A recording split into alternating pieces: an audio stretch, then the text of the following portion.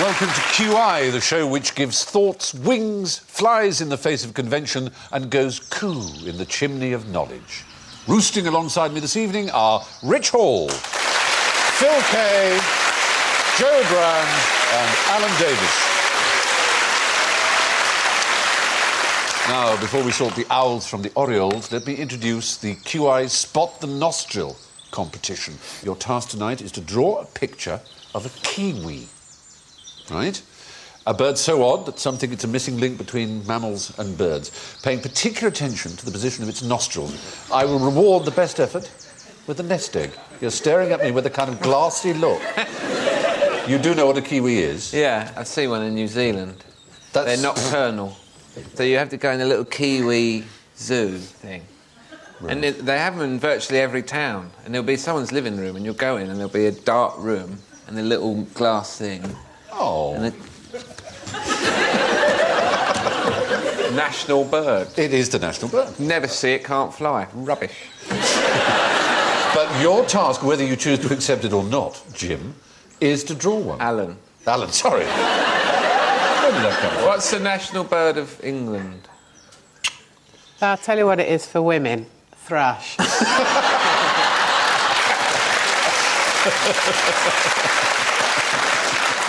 you know what it is for men? Cock. Sorted. Cock and thrush. Yes. There is a relation. Good name for a pub. There are pubs called the Cock Inn, aren't there? It's one of the odd jokes in Carry On, which is usually just saucy, where Charles Hawtrey is playing a detective, and he's following Sid James in Carry On Loving, I think it is. And he's sort of saying, you know, went for lunch, went to pub, the Cock Inn, had drinks with two other women, left Cock Inn. I mean, that implies you've got a left cock and a right cock. Left cock in, your right cock. So, cock, thrush, kiwi. I've got to draw all three of them. No, forget the cock and the thrush. Just draw me a kiwi, pay particular attention to the nostrils and where they are on the bird. Imagine if your nostrils were just above your anus.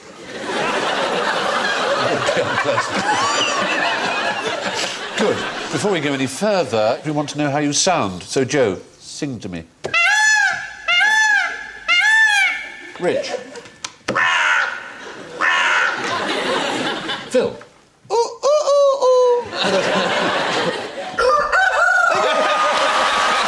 That's extraordinary. Hang on.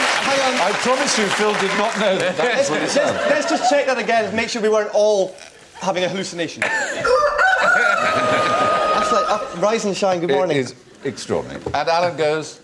Fruity, fruity, fruity, fruity, fruity, fruity, fruity. There you are. Didn't guess that one, did you? A little voice in my ear just told me that the national bird of England is the European robin, apparently. So, let's head south for the winter. So, Alan, what's the difference between an ostrich and a lion? Why the stars? What's going on with the stars? Is that a clue? Well, it's a kind of clue to this rather An ostrich weird story. is yeah. a flightless bird with a very long neck, runs about 40 miles an hour, lays big eggs. Correct. And is edible, quite a delicacy. Farmed. Yes. A lion, king of the jungle, big cat, kill you with a single blow. There are many differences. Is there any particular difference you're thinking of, Sal? One of the most famous African explorers was the Scotsman... David Livingstone. David Livingstone, thank you, Phil. And he wrote that I can distinguish between them with certainty, this is by sound, only by knowing that the ostrich roars by day and the lion roars by night. He described the idea that lions have an impressive roar as mere majestic twaddle, and said that they sounded identical to ostriches. So, let's demonstrate that, all right? This is the sound of a lion. Yeah. And this is the sound of an ostrich.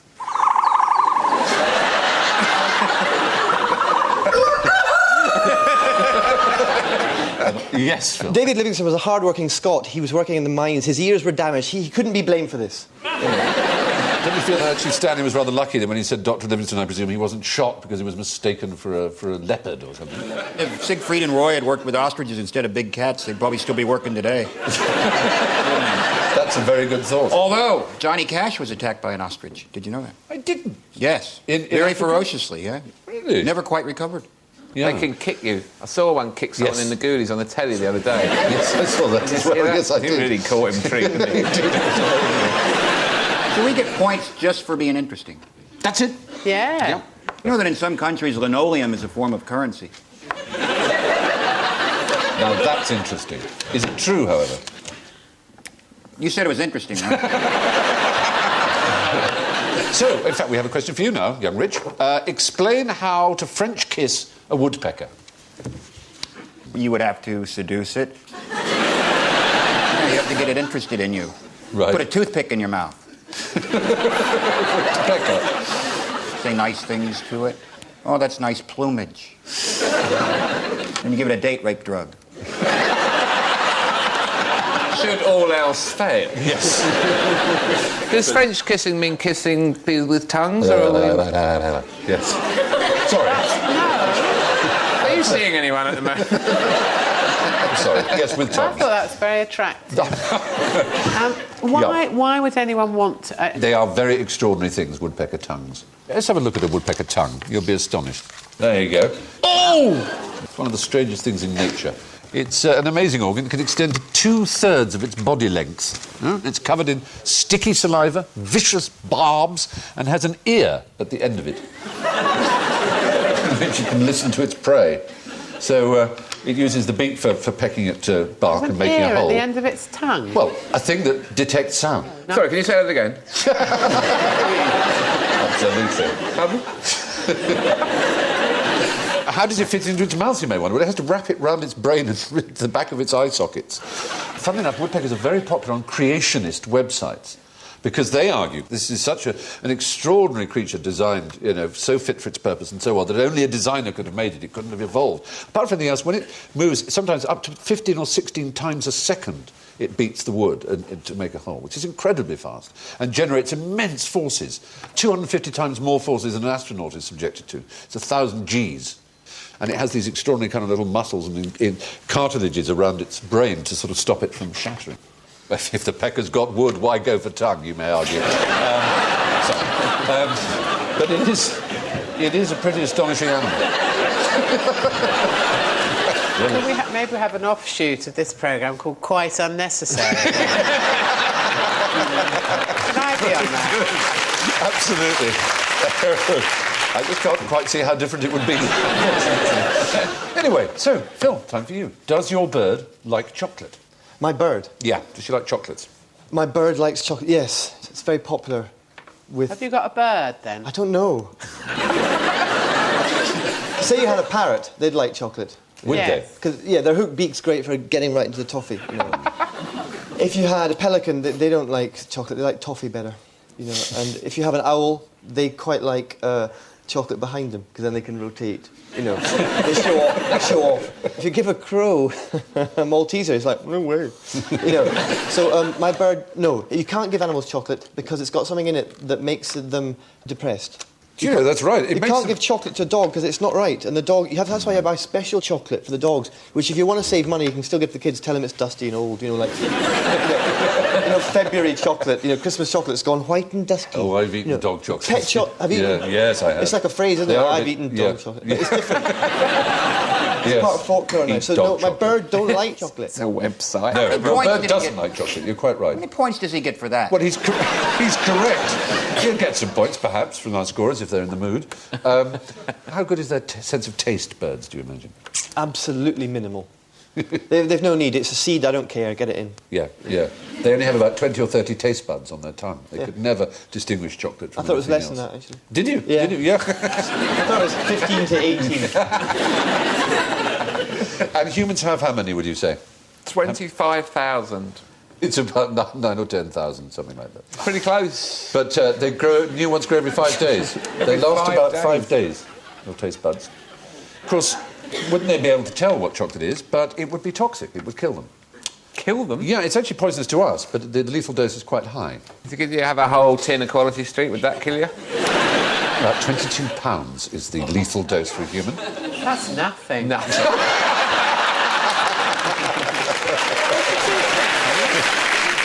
Well, yeah, a little Smartie would kill a small songbird, for example. That's quite... You sick...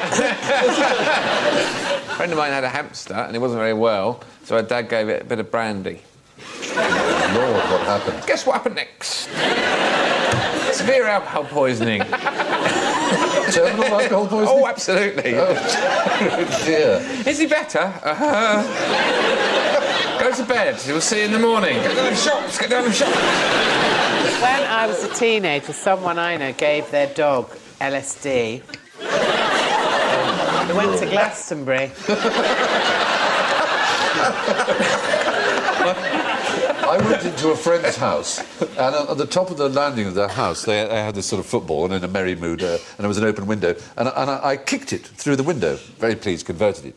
And I had never heard of these things that people who have hamsters have. These little balls where the hamster...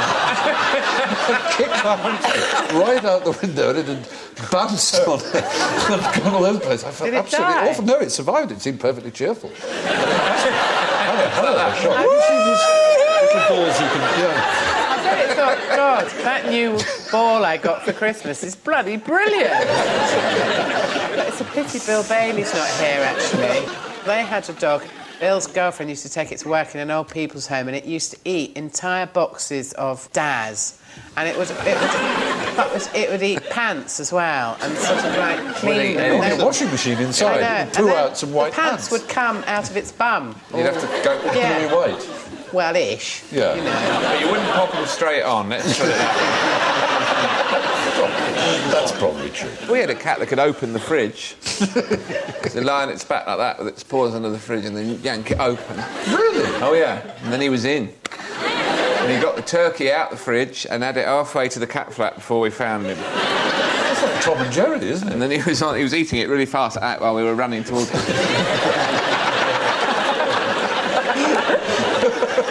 He went to grab him and he just jumped straight out the cat flat, hissing.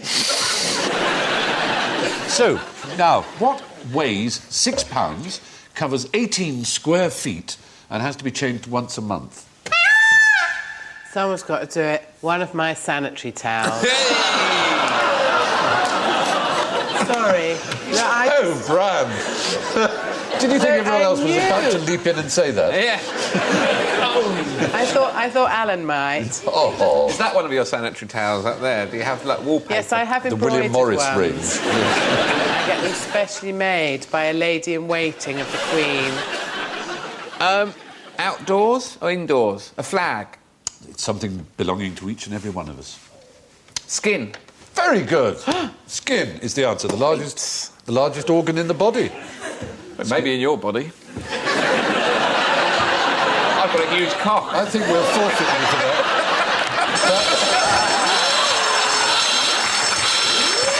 That's how predictable that was, thank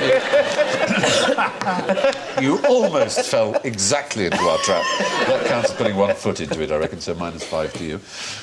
Yes, the skin. Extraordinary chap, the skin. Is a single square inch of skin. There are 20 feet of blood vessels. Just a single square inch of skin. Isn't that amazing? 1,300 nerve cells. Yep, and 100 sweat glands. And the cells of the human body are constantly being replaced. We lose about 50,000 cells a second. Yes. People get through around 900 skins in a lifetime. Right. So, now... True facts. Here's a question. Does putting perfumed sachets in your drawers help conception? Yeah. It will help conception, yes. How so? Because it'll give a meadow-like feel to the bedroom and everyone will be relaxed and ooh. It will. It will certainly in that sense. And there's an even more direct sense, which is rather astonishing. Lavender? Is it to do with lavender? It's not actually lavender. It's a very particular flower, the lily of the valley. It helps your sperm count. And it's even weirder than that. Sperm can smell. Sperm can smell whether you've got clean underwear on or not. And if you have, it will come out to play. Well, they can certainly smell the smell of lily of the valley. Okay. Someone's sitting in a lab somewhere with sperm going, now, here's something. Do you know what? There'll be people alive because of that research in a few years' time. You have great faith in science.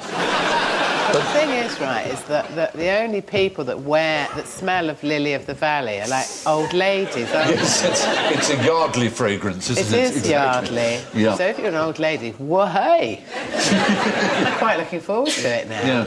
You'll have sperm chasing you down the bookies and... See, it has long been a mystery as to how sperm can all go in the same direction so fast at the same thing and whether or not the ovum puts out a scent trail. The closest we've got to discovering, I say we, or German scientists at Ruhr University, have got to replicating it is this particular scent called Borgiona, which is one that's used in the Lily Valley They tried perfumes. other smells. They've tried thousands of others, and this one makes them absolutely align and race towards them. And they're going to be using it in fertility clinics. Now, here's the thing. You have to work out what I'm talking about here. Two brothers, all right? Two brothers, they have a variety stage act. One brother punches a member of the audience on stage, and the other brother is arrested. Why would that be? Two brothers are doing a variety act. They're Siamese twins. You're absolutely right. Give a man full maximum points. Chang and Eng Bunker was the name they eventually gave themselves. And they are why conjoined twins are called Siamese twins, because they came from Siam and got on the boat to America, where they made some money as a sort of entertainment act. I mean, they lived till the age of 63. They each married a pair of sisters and had 21 children between them. Yeah, I know, it's hard to imagine, isn't it? It does instantly, the mind tries to conjure a scene of how it worked. How many cocks did they have? All right, no, they were just joined at the family. They had one each. One each? Yes, they did. They were not joined at the cock, which would be most unfortunate. They got on incredibly well. Though they did actually, on that boat journey from Siam, they had a fight about it. One of them wanted a cold bath and the other didn't, and the crew and the captain had to sort of... Not as it were, separate. had to placate them. Throw a bucket of cold water at them, I suppose. The one on the left looks really serious. He was a straight man. Well, actually, one of them took to drink and the other didn't. But their systems are pretty independent. So imagine that, your twin pissed that one. Come on, I'm getting you home. I love you. Chang, perhaps, not unnaturally as a drinker, died first. And Eng woke up one morning to discover his brother had died. He gave a great howl of despair, and they ran to fetch a doctor to try and separate him from his dead twin. And they came back and he'd coiled himself round his twin and died within an hour of this. And the post-mortem revealed that it was really just, in its day, it was called kind of a broken heart, but it's a sort of nervous shock. He had no reason to die. And it was... A lot of comedy teams have broken up and they've done very well solo. Thank you for that tender remark. I'm feeling much better about deformity now we've talked it through. Yeah, absolutely. They had a genuine dignity about it. There we are. What happened was, of course, that Cheng, who was the brother who landed the punch, the one who, of course, later became an alcoholic, was guilty of common assault, but the judge decided it would amount to false imprisonment to jail the other one, so he set them both free. So, some advantage there in being conjoined twins. Licensed to whack people. So, on to our own version of this barbaric ritual that we call QI, and that's the general ignorance round. Fingers on buzzers for this, please. What is the loudest thing in the ocean? The blue whale. Blue whale? Oh, dear, oh, dear, oh, dear, oh, dear, no. The song of the blue whale is nothing as loud as this. You can hear it for 10,000 miles. Another whale can hear it, but it's not actually in amplitude the loudest thing, in fact. Yes. Must it not be the sea itself? No. Crabs. At least not. I mean, it's a quite crabs, even smaller. Tiny baby. Some sort of vibrating thing. Well, no, you're doing exactly... What Alan is doing is exactly right. I am doing is exactly right. Yeah. That Imagine a trillion things with little Spanish claws Spanish dancers. doing this. Crayfish. Lobsters. Lobsters. Smaller. Shrimps. Shrimps, yeah. They're the loudest thing in the ocean. Yeah. Oh, it's quiet Yeah, down there, that's isn't it? right. It's called the shrimp layer, and there are trillions of them. And they do this at the same time. And it's not actually the claws banging together that makes the noise, it's the bubble of air popping that is created by this very fast thing. It comes out at 30 feet per second, this thing, and it then pops. And it can keep people awake. If they come inland quite near the coast, it can keep whole communities awake at night. Trillions of them, though. I mean, really vast. They can white out a submarine's sonar and deafen the operators through their headphones. Subs below the layer can hear absolutely nothing above it, and subs above it can hear nothing below it. And they're floating in the water, the Yes, shrimps. you can only hear by raising a mast through them. So, now, next question. What's more likely, being killed by lightning or by an asteroid? Fruity, fruity, fruity. Yes. Lightning. Oh, dear. No one's ever been killed by an asteroid. That's rubbish. Prove it. Now, oddly enough, I mean, I think it's a rather unfair, but because you answered it, in the UK, you're more likely to be struck by an asteroid, but in America, it's more likely to be struck by lightning. This is research into NEOs, near-Earth objects, as they're called, estimates that a large one strikes us once every million years. The resulting death toll is likely to be in excess of 1 billion. So the chances of you dying Oh, please, that's never happened. are 1 in 6 million in any year. That has never happened. No, but it's going to happen pretty soon. No, it won't. Well, more than 2 kilometres wide is all the asteroid needs to be. And we've seen certainly craters which show that there have been ones much wider than that. And it's due at any moment. But Where would you like it to land? I'd like it to land wherever it in lands, it's like hundreds and hundreds of atom bombs. It's going to destroy everybody. Yorkshire. Yorkshire. They wouldn't mind. They'd just be delighted it didn't land in Lancashire. It come to Yorkshire. Most people are struck by lightning on golf courses, right? I believe that's true, yes. My aunt got struck by lightning on the You have an golf aunt? course. Oh, your aunt. I'm sorry. I'm so sorry. I'm so sorry. Yeah. I do apologise. I was pet aunt, you might do. That too. She had a pet ant. My aunt. had a little pet ant. She got struck between the first and second holes. Oh, very good. Something in her stance. Now, where do camels come from? That's my next question. Phil. Over there. Usually out of the shimmering, miragey, horizon. Yeah, true. And over there, you may be pointing in the right direction, actually. I can't quite tell whether to give you the points or not. Where do they originate from? Oh, Africa. Africa, did you say? Yeah. No. Europe, did you say? Yes. Kensington World Not Europe, Adventure. no. But that wasn't a forfeit one for some reason. Asia.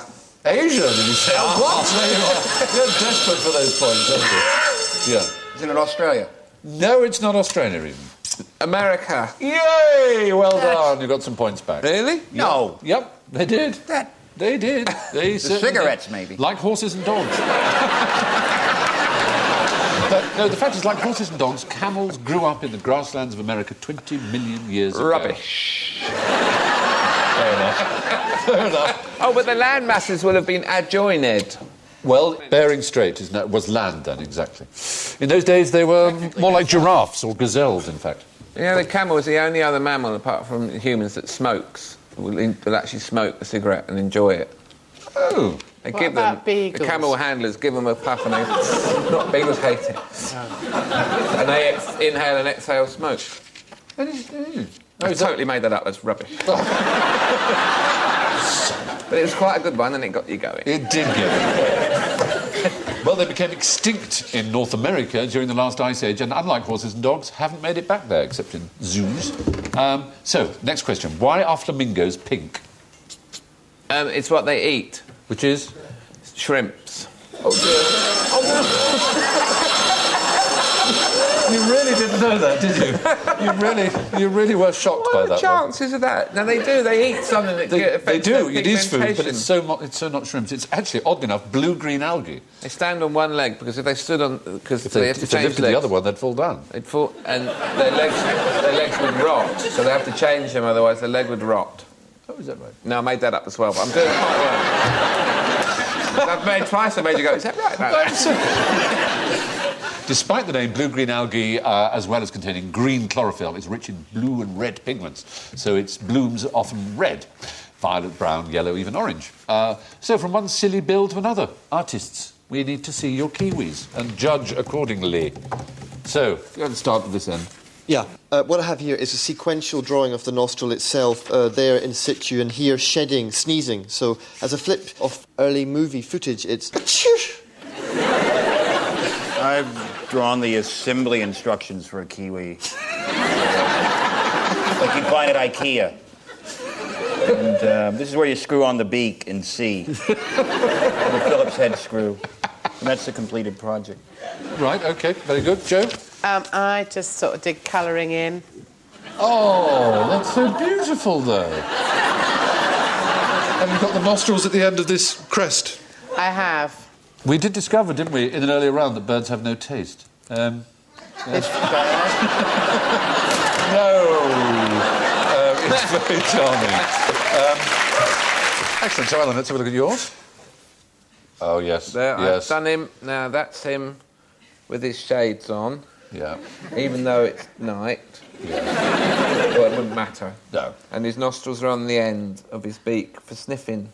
Well, that's extraordinary. Whether through some random act or whether through brilliance, you've got it absolutely spot on. That is where the nostrils are. The very end of the beak. How about that?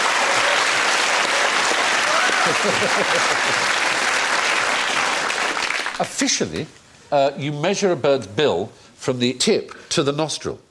Why would you want to do that? Well, that's... I don't quite... Oh, the measurement. So, officially, the kiwi has the shortest bill of all birds. Anyway, it frequently gets clogged up, its little nostrils, but they're very good sneezers. Yeah. So, let's count our chickens. And the final scores are, in first place, with a proud 3 points, it's Rich. And in second place with 1 point, it's Phil. In third place, with -8, it's Joe. But a proud and flourishing last with -40, it's Alan.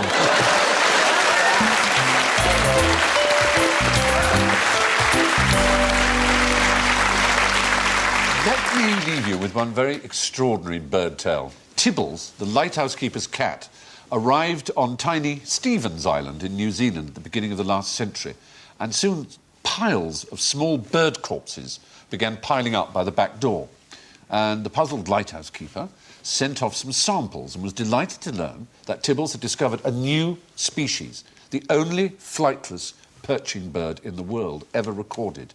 But it was unfortunately too late. By the time the news arrived, Tibbles had tracked down and killed every last example of what is now known as the Stevens Island wren.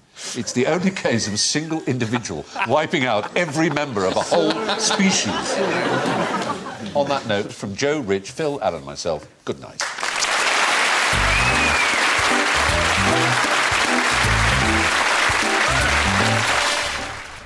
You can win quite unique prizes in the quite interesting quiz. Just visit the QI website at bbc.co.uk/, you guessed it, QI.